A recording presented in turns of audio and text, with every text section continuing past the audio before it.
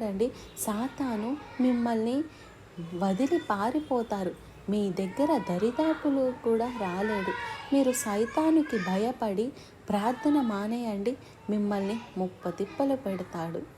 ఇదెప్పుడు గుర్తుపెట్టుకోవాలి. భయమేస్తున్నప్పుడు, బెదిరింపులు కలిగినప్పుడు, శోధనలు కలిగినప్పుడు, శరీర బలహీనతలు కలిగినప్పుడు, నిందలు కలిగినప్పుడు, అవమానాలు కలిగినప్పుడు, బెదిరింపులు, ఫేక్ న్యూస్లండి. ఇవాళ మనుషుల్ని ఎంతగా బాధ పెడుతున్నారో ఈ ఫేక్ న్యూస్ల ద్వారా.